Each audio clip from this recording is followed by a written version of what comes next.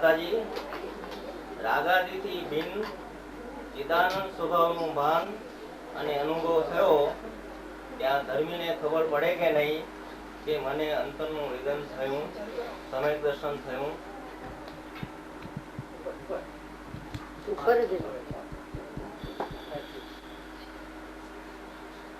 અંતરમાં જીવનનો પલટો થાય કઈ ખબર ન પડે, પણ એ થાય કેવી રીતે? તો ગુરુના ઉપદેશથી થાય છે.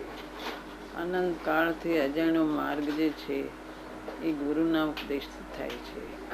અનંત કાળથી જે સમજ્યું નથી, આ ગુરુદેવે પરમ ઉપકાર કર્યો છે. એના પ્રતાપે બધા સમજ્યા છે, એના પ્રતાપે જ બધું થયું છે. ગુરુદેવનો ઉપકાર તો શું વર્ણન કરી, કે એ તો જેટલું થાય એટલું ઓછું છે. એને બોલવાની વાણી પણ નથી એમના ઉપકારની. ગુરુદેવનો ઉપકાર છે. એમણે બધું સ્વાનુભૂતિ કોને કહેવાય, માર્ગ કોને કહેવાય, બધું એમણે જ બતાવ્યું છે. એમનો ઉપદેશ તો કોઈ અનુપમ એ તો કોઈ એ ગુરુના ઉપદેશ વગર એ સ્વાનુભૂતિ પ્રગટ થતી નથી. એવું નિમિત્ત ઉપાદાનનો સંબંધો છે. અનાદિકાળથી અજાણ્યો માર્ગ ભગવાનની વાણી મળે, સાક્ષાત કાં ગુરુની વાણી મળે તો જ એ પ્રાપ્ત થાય છે. અને અંતરમાં જે પ્રગટ થાય એ કાંઈ છાનું રહેતું હશે, આખો જીવનનો પલટો થાય. અંધકાર ને પ્રકાશ બે જેમ પ્રતિપક્ષ છે એમ જુદું હોય, કઈ એને ખબર પડ્યા વગર હશે. તો અંતરનું ઝેર અને સાકરનો સ્વાદ કઈ જુદો પડ્યા વગર રહેતો હશે, એને ખબર પડ્યા વગર એને આખો જીવનનો પલટો થઈ જાય છે.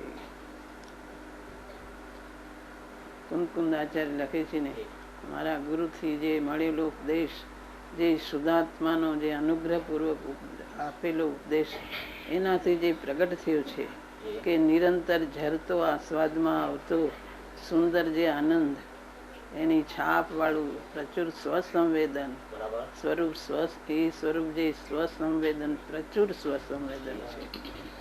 એ કેવી રીતે પ્રગટ થયું? મારા ગુરુના ઉપદેશથી. એમ કે છે શુદ્ધાત્મ તત્વનો અનુગ્રહપૂર્વક ઉપદેશ આપ્યો મારા ગુરુએ, કે શુદ્ધાત્મા કેવો છે એનો કૃપા કરીને ઉપદેશ આપ્યો, એનાથી પ્રગટ થયો છે. તે ગુરુદેવે તો વર્ષો સુધી વાણી વરસાવી છે, ઉપદેશના ધોધ વરસાવ્યા છે. એની આગળ તો બધું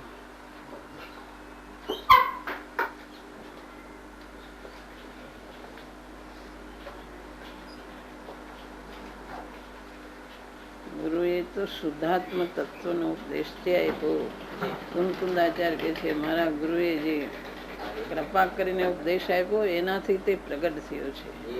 આ ગુરુદેવે તો વર્ષો સુધી વાણી વરસાવી અને સ્વાનુભૂતિ કોને કહેવાય એ કોઈ અપૂર્વ ઉપદેશ આપ્યો છે. એ ઉપદેશથી કેટલા જીવોના પરિવર્તનો થયા છે, અંતર રુચિના પરિવર્તનો બધાના થઈ ગયા છે. એમના ઉપદેશથી બધું મળે છે.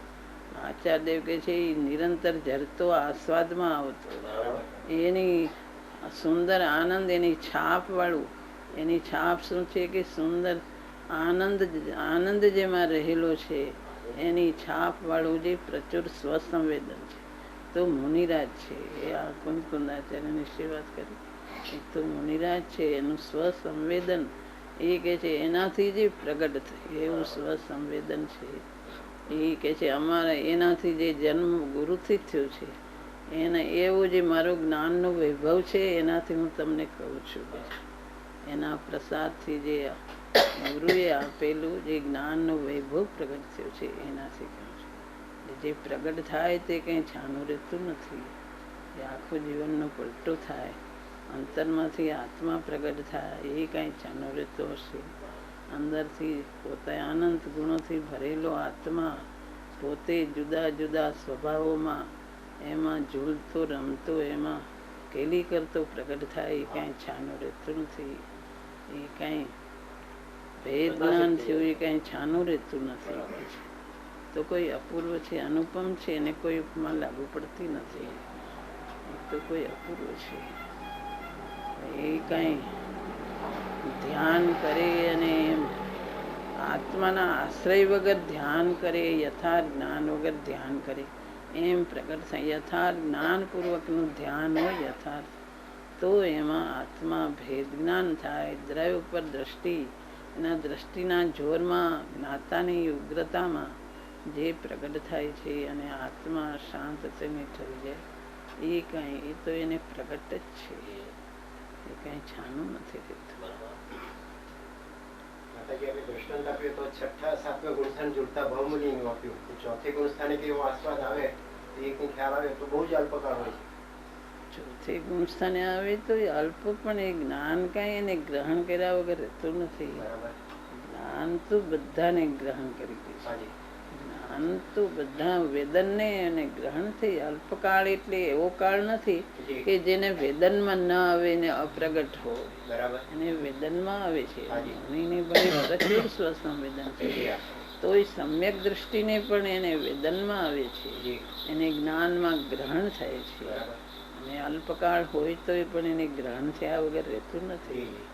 તો અંતર આત્મામાં ગયો ને પલટું થઈને આત્મા અંદરથી પ્રગટ થાય, જી. એને વેદનમાં આવે છે. એને જી. સ્પષ્ટપણે સાક્ષાત તેને પ્રત્યક્ષ નિશંકપણે એના વેદનમાં આવે છે અને એ જ્ઞાનમાં જાણી શકે છે. બરાબર. સમ્યક દ્રષ્ટિ પણ જી. એ તો શાસ્ત્રોમાં આવે છે. જી. સમ્યક દ્રષ્ટિ ચોથે ગુણ સ્થાને આત્માની સ્વાનુભૂતિ પ્રગટ થાય છે. બરાબર. નયોની લક્ષ્મી ક્યાં ચાલી જાય છે, હાજી. પ્રમાણસ થઈ જાય હાજી. છે. એ આત્મા કોઈ જુદી રીતે પ્રગટ થાય છે. જી. જી. એ ચોથે ગુણસ્થાને એ પ્રમાણે ખ્યાલ આવતો હશે. ચોથે જી. ગુણ સ્થાને ખ્યાલ એના વેદનમાં આવે છે. બરાબર. ખ્યાલ માત્ર કલ્પિત એને જ્ઞાનથી વિકલ્પથી જાણેલું એમ નથી, સહજપણે નિર્વિકલ્પપણે એને ખ્યાલમાં વેદનમાં અનુભૂતિમાં આવે છે. બરાબર. એ કાંઈ વાણીમાં નથી આવતું, પણ એની અનુભૂતિમાં આવે જી. છે. જી. એને વિભાવમાં રાગાદિનું વેદન છે, જી. એમ ચિદાનંદ સ્વભાવનો આનંદ જરતો જે આસ્વાદમાં આવતો, હાજી. એ કાંઈ એને છાનું રહેતું નથી. બહુ સરસ. અલ્પકાળ એટલે માતાજી આમ વીજળીના ઝબકારનો આખો અનુભવ છે કે થઈ જાય. હમ? શું કહ્યું? અલ્પકાળ એટલે શું એમ? કેટલો? અલ્પકાળ એટલે થોડો કાળ, એમ થોડો અંતર્મૃતનો કાળ, એટલે કંઈ ખ્યાલમાં ના આવે એવું નથી, પ્રત્યક્ષ છે, એનો અનુભવ પ્રત્યક્ષ છે. થોડો કાળ.